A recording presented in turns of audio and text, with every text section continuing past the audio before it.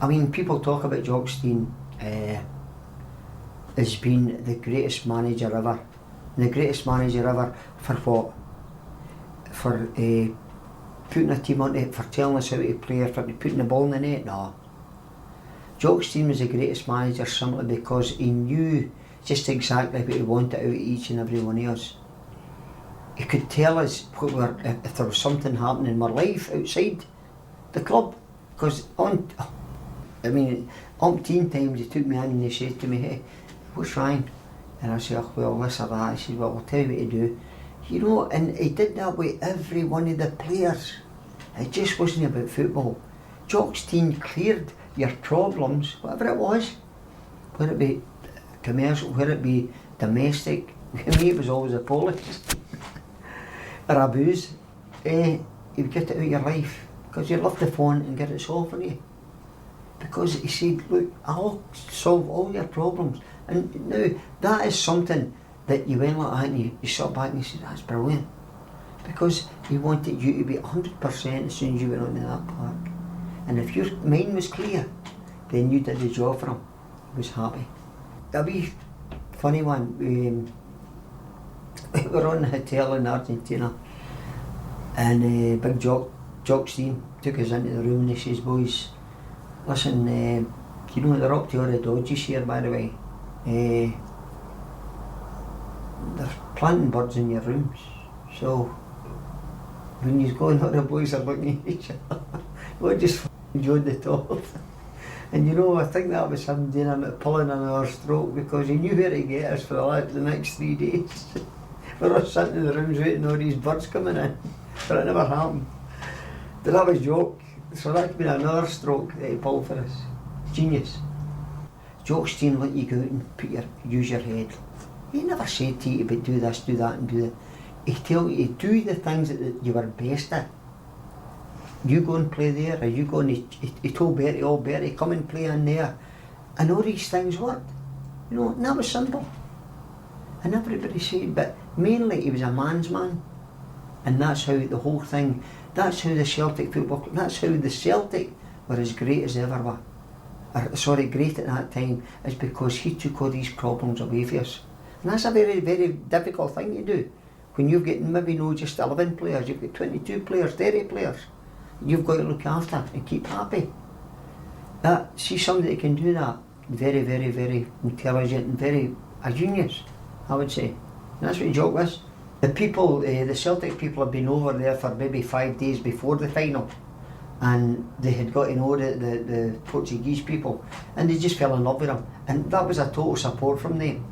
And you know, anything that he said was totally out. And believe me, I think there's still some of them over there. I think they married. And you know, the people just took to them. Well, who can he? Because the Celtic support are the best support in the world. When you were in the stadium, what sort of, there were 12,000 supporters or something, weren't there? Exactly. I mean, what was the atmosphere in the stadium like from your point of view? It's a neutral venue. No, it was away from us. You know, we actually weren't we weren't conscious of this. Simply because where we stripped and where the two teams stripped, it was like a million miles away from it. You know, it was a courtyard. You had to walk maybe 100 yards or maybe 200 yards to walk into the arena. It was like the Gladiator, the film. It was coming up through the steps and coming into this beautiful, absolutely, it's the most beautifulest place I think that I've ever played in. And the time of the year was absolutely perfect. I remember us coming up to the park and we're saying, "Boys, is this no gorgeous?" Because it was in the month of May and it was apple blossom and the whole place was lined with this. And we said, "You know something, there could be something here, by the way." Because we didn't fancy ourselves, because we had watched the films of Inter Milan. We thought, come on, we're just here to make up the numbers, which I think they thought, because it looked like that when we come onto the park, you know. But when we realised that, when in the dressing room, I think when we thought, we said, "Right, what have we got to lose? Let's go." And these guys were standing, when we walked out into this courtyard. It was beautiful. It was like setting out a film. walked into the courtyard and these guys are all stoned, we're looking at them. Then we walked up into the tunnel, just foraying up onto the pitch, and we're looking at them, and I'm saying to them, they're looking at us, you know, and you could see them. They were like film stars, you know, Italian, the teeth, with amber salaire, you know, and they're looking at us, we're midgets. I've got my teeth out, Bobby Linus has got his teeth out, old Ronnie's got 2 sets of teeth out, and he's got them in the back of in his bonnet in the back of the net. And they're going, what the playing here? Sorry, excuse me. What have we got here? And me Betty all saying, me man, how about this one across from me? It's absolutely beautiful, you know. It's Cesar Romero. And he's shouting to him, he says, Cesar, hey, if you tell your mother where you're going to be in half an hour, he says, because see when we get you out there, the boy's going like, they're local, local. He says, you'll be burling, you'll not know where you are. And honestly, we just took that and just went on, and Big Jock says to us, he says, look, just go and play like you can play. Never mind about the part, never mind about what they can do or they can't do, you just go and play. And we did. The scenario about being where we were, what we were, and what we had to do, and what to do to achieve that, was to beat maybe the best team I think in the world at the time. Which was daunting, to be honest. I didn't come into this because we're cocky. You kidding me? I mean, everywhere we went, just come on, let's go boys. And let's have a go at it. And it was that, it wasn't a big headedness, it was a confidence that we had in each other and in yourself. And you said, hey, we'll do this. And see when you get a confidence, like I always put it into the Muhammad Ali scenario. When you look at the man, he had them beat before he even went into the ring. And it was that kind of thing that we had, that we were never beaten. Didn't matter who it was or where it was or what it was, because they had to deal with us, and it was a man-to-man scenario, and it was on night, on that day, who was going to be the best. And we thought, honest to God, we were the best, and we were. Just sort of revisiting something, how much do you think that came from this sort of tough upbringing? All the time. Because it wasn't overconfidence, it wasn't bald-headedness, it was just a confident, you know, hello, how are you doing? And when you shook somebody's hand, you meant it, and they meant it, and you looked them right in the eye, and that's when you got the fear, or whatever it was, you know, you said, hey, we're going to do this. And I think it was the ability that you had, that you were never overawed with anybody that was beside you or playing against you. You said, I'm better than that, I'll do that better than that. We did. Even now, the team itself are very, very unique. They've got this camaraderie that I don't think MD has ever experienced. Well, I don't know MD has ever experienced it, because we've just been together now after the death of the first Lisbon Lion had died. It's Bobby Murdoch. Very sad, but being there and being along with the guys, and at the end of the day, it was absolutely tremendous. The feeling that came through the whole thing. It's terrible when somebody dies, but see to be there and to experience it, it changed it a bit. It lifted us. We always been there, and all experiencing it all together, and the whole thing. I think it took an awful lot of weight off of the family as well, but it was sad. It broke my heart, broke other hearts. I seen them standing across for them. Terrible set, terrible. Does it remind you of your own mortality as well? Of course. I never thought that would ever happen. We thought that was going to go on and on and on and on and on. Never ever to be broken. And then when it happens, you start to think about this, that and the next thing. But after it, we had a laugh after it. And me Bertie, which he is, he's the man, he's the pattern merchant. He comes from the Garngard, he comes from the Mary Hill. You started to talk about the good things about Bobby, because me and Bobby were very exceptional friends, and Bobby Lennox and Willie O'Neill, and we used to get the ball over the right hand side. Bobby would say, "Wee man, where do you want it? Do you want it at your feet? Do you want it inside?" Because I used to check the back for speed. So, I think we'll take it to the feet, Bobby, and then I'll go to you. But he knew exactly what I wanted, you know. And me Barry, he was on the left one. And he used to shout, when am I going to kick at this? He'd say, oh, just wait your turn. We never gave him it, you know. And that's what he keep. He's the greatest wee guy in the world, me Barry, you know. He still does it. We carried us on the day about it, you know. And that's what brought it all round. You know, the sadness turned into a great laugh, you know, about the things that happened all through our life, the things that happened in that country, or this country, and the situations that we were involved in. But Bobby Murdoch was the greatest guy I've ever met in my life. And I must say this in respect to the Celtic first team just now. Martin and he went into the dressing room when it happened, and he said, excuse me lads, you know that we've just heard that Bobby Murdoch has died, passed away. Any would like to come to the funeral.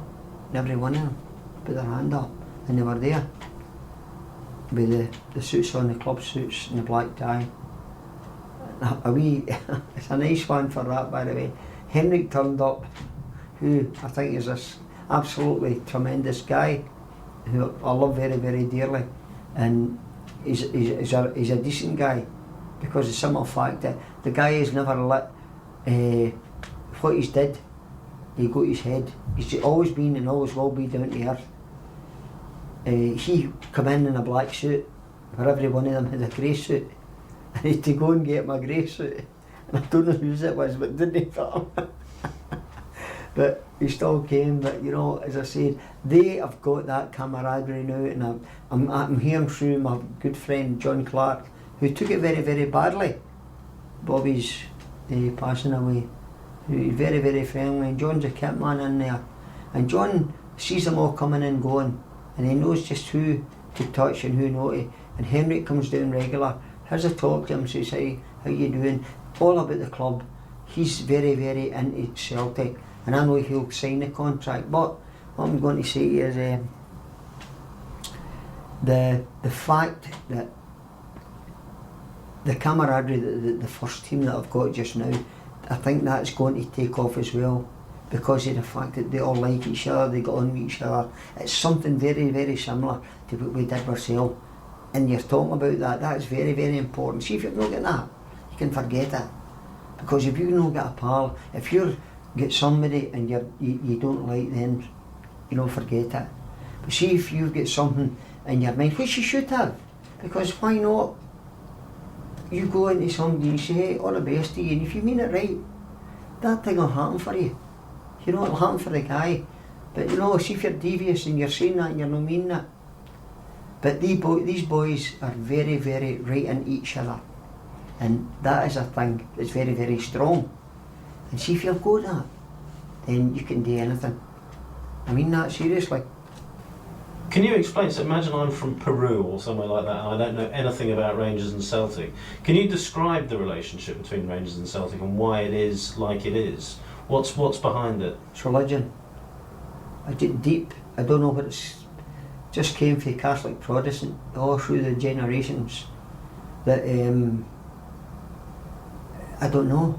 I've not got a hatred for anybody. I'm a Catholic. And in my nature, my commandments is love thy neighbour as thyself, which I do. I haven't a hate against one individual or one Rangers person. Never ever have. And I know that my colleagues who have played with are the very, very same. But I honestly cannot fathom how people hate each other. The hate thing I cannot understand. Because why? Why do you hate a person you don't even know? Why do you do this to somebody else that you don't know? Why can you have that hatred? What is it? What does it prove? What does it achieve? Why can we not love? Why not, as they say, the given hand will never want? So why can people not be like that all through the world? Just put the hand out to it and, you know, and try and help each other. I think that's awfully important. Eh? But it's there, isn't it? Of course it is. I'd love to take it away. But listen, I can't work miracles. It's got to work in people, and people have got to be there and they've got to try and do it themselves. right? In a way, though, these differences make for an absolutely electric game. What was it like to play in a Rangers Celtic? Jesus. I never slept at night. Honestly, I went up, I was sweating, used to change my sheets, I used to get up, and I was heading the ball into this, and I said, oh, what if it just comes in the line? You went through the whole game, the whole thing, you were upside down, and I ask all the boys, and they'll be watching this, and they'll be saying the very same thing. Ronnie will be saving that one, or he'll be touching that one, or Bobby will be throwing this, and that's what you did. And I used to wake up my sweat, go up and change the sheets, just say off. Never slept a wink. Then you had to go out the following day and play the game. It was great. What a feeling. You know, and you know something? I've often said this, I've come from a wee place just outside here, not far away from it, called View Park, Livingston. And I was with a group of guys, just ordinary guys that I was at school with, and guys I loved very, very dearly, and loved me. Because and there are not a lot of people do that, by the way, because you know something, in your life, when you achieve something, it's generally the hardest place to be loved is in the place that you were born and you were brought up in. You generally find that outside it, that's when you get the adulation and whatnot, but these people are very special to me, and they're my hometown, View Park, Livingston there. And I was with them one day and I've said to them a couple of times, how did I ever get into this? I never put the kettle on for being what I was, because I came from a very, very humble family. Martha and Sarah Johnston. My father was a miner, had nothing, not a penny. And we used to get in, if you were first up, you were the best dressed, as you used to say. And to be part of the best Celtic team that ever has been, I don't understand it. I didn't put the kettle on for it, I didn't want it. I just went out and I loved football and I played it, and I played every day, every minute of my life, till I was 7, 8 years of age. Done all the things that we all did. To be part of that, and I try to say to them, and I see them and I see the admiration that comes back, and I've done it again. And you know, the love maybe they have for me. And I say, I'm no worth. I can't understand it. You know what I'm trying to get at? I don't understand it. Because I'm just an ordinary guy.